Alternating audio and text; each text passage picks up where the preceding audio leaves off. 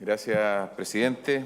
Bueno, saludar a la ministra, ¿no? Y, como decía el senador Arboe, felicitarla por impulsar este tipo de cambios que son tan importantes para nuestro país y obviamente para nuestra sociedad. También saludar a las dirigentes de las trabajadoras domésticas que nos acompañan y que han acompañado la tramitación de este proyecto.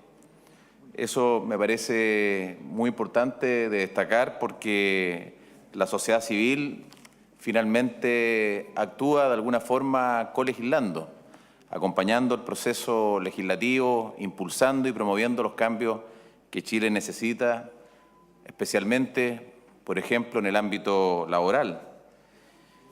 Este proyecto es muy importante, yo diría, y siempre lo he pensado, hay pocas ocupaciones que son o que demandan tanto sacrificio, tanto esfuerzo, pero de que también exponen tanto a los seres humanos a muchas veces condiciones de maltrato y de abuso. Hay un maltrato y un abuso, diría yo, bastante masificado, lamentablemente, y que muchas veces es invisible. No lo vemos, no se ve, no se denuncia. A mí me toca particularmente ver el caso de las trabajadoras migrantes en Arica, Tarapacá, que son sometidas prácticamente a condiciones de esclavitud. Y no estoy exagerando, en pleno siglo XXI.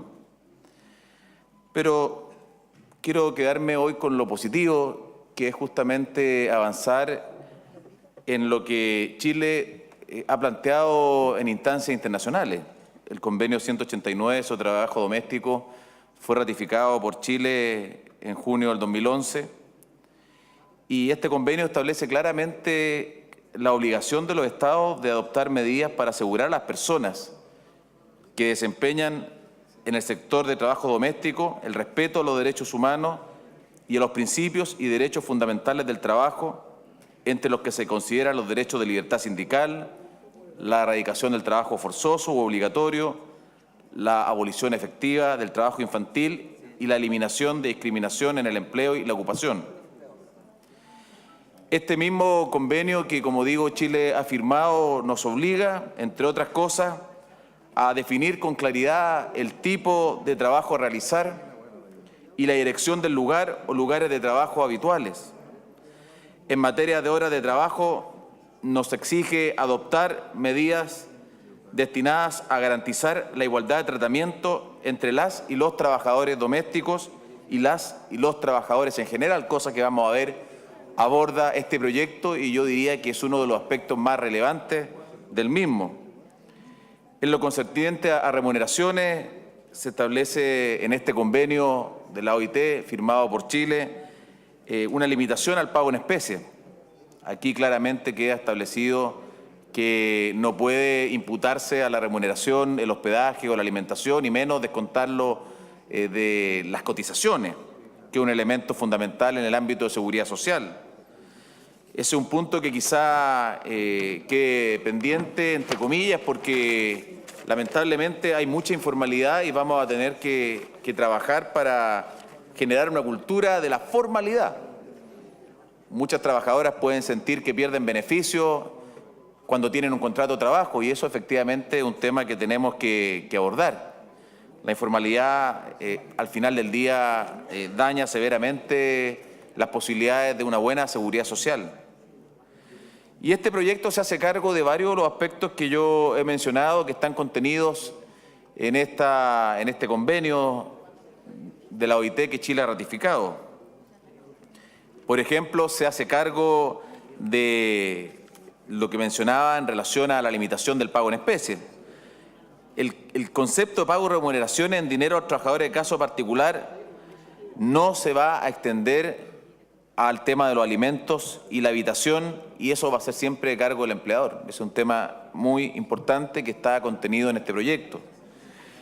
También otro aspecto que es muy relevante, especialmente para lo que dice relación con la fiscalización y para evitar abuso, es el especificar dentro del contrato de trabajo las labores y el domicilio donde se realizan. debiendo el empleador registrar dicho contrato en la Inspección del Trabajo. Veo muchas veces que incluso el que esto no esté claramente definido significa condiciones de una gran inseguridad para los trabajadores, para las trabajadoras. Un aspecto que es fundamental, el de equiparar la jornada de los trabajadores, en este caso que vivan en la casa de su empleador, que no vivan, perdón, en la casa de su empleador a 45 horas, que es lo que ocurre con los trabajadores en el ámbito normal. No se entendía cómo un trabajo que es altamente demandante, altamente exigente, no tuviese ese tipo de resguardo. Lamentablemente ese resguardo no existe para las trabajadoras que laboran y que viven dentro del hogar. Y ese efectivamente es un tema porque se hace muy difícil evitar, se hace muy difícil fiscalizar o impedir el abuso y el pensar que porque una persona vive en una casa está siempre disponible para las labores que se le demanden. Por eso es que es tan importante lo que decía el senador Arboe en orden a generar una cultura de respeto a las trabajadoras, de dignificar el trabajo doméstico, de tal manera que no solo tengamos como herramienta para impedir los abusos la ley, sino que también una conciencia generalizada de lo que estoy planteando. También hay un aspecto que es bien importante respecto a los trabajadores que viven en las casas del empleador. Como yo decía, no es fácil garantizar que no haya abuso. Se establece que fuera el día domingo van a tener el día sábado y eso empieza a regir bastante pronto, a partir de noviembre del 2015. En un momento había algunas disposiciones de esta ley que empezaban a regir a partir del tercer año de publicada. Me alegro mucho que hayamos adelantado el inicio de la vigencia de esta ley. Finalmente hay un tema que incluso hace un par de años fue bastante controvertido, el tema de los uniformes, los delantales en espacios, lugares o establecimientos públicos. Yo la verdad valoro esa medida, pero esa medida tiene que ver con muchas otras cosas, tiene que ver también con los estigmas que se generan en nuestra sociedad, que no son fáciles de erradicar. Por lo demás, yo pienso que no debiese ser obligatorio usar uniforme para desempeñarse en una casa respecto a labores domésticas. Cuando uno hace labores domésticas no se pone uniforme, a lo más para, si le gusta a uno cocinar, se pondrá un delantal para no ensuciarse la ropa. Pero esas son cosas que son de la vida cotidiana, pero que van en la línea de ir generando una cultura de respeto a otros seres humanos.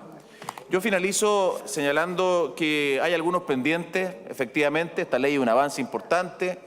Creo que va a establecer un marco regulatorio que va a mejorar las condiciones laborales de quienes nos acompañan, pero no puedo sino referirme a que hay un aspecto o algunos aspectos del convenio 189 que se firmó por Chile en la conferencia número 100 de la OIT, que hice relación con los trabajadores y trabajadoras migrantes. Porque, y claro, conversando con la gente del Ministerio del Trabajo, me dicen que eso probablemente se aborde en la ley de extranjería, que dice relación con contar con un contrato escrito en el país de empleo o una oferta de trabajo escrito antes de salir de su país. Eso es tremendamente importante, especialmente para regiones como las mías, que son regiones de extrema frontera, en donde llegan muchas trabajadoras que finalmente sufren los abusos indecibles, inimaginables, porque no tienen dónde ir, porque no tienen dónde recurrir. Por eso me parece un aspecto tremendamente importante para proteger a las mujeres migrantes que también tienen derechos humanos, a pesar que algunas personas así no lo estimen. Lamentablemente he tenido esa experiencia en algunos casos en mi región. Y lo mismo establece este convenio respecto a los estados de dotarse de un reglamento de la operación de la Agencia de Empleos Privados, que creo que también es un tema que vamos a tener que abordar. Pero finalmente, presidente, valorar este proyecto, un importante avance en materia de mejoramiento de las condiciones laborales de nuestras trabajadoras. Insisto, en uno de los trabajos, de las ocupaciones que a mi juicio demanda mayor sacrificio, esfuerzo y que lamentablemente muchas veces están expuestos a abusos que esperamos que con este proyecto disminuyan. He dicho, presidente.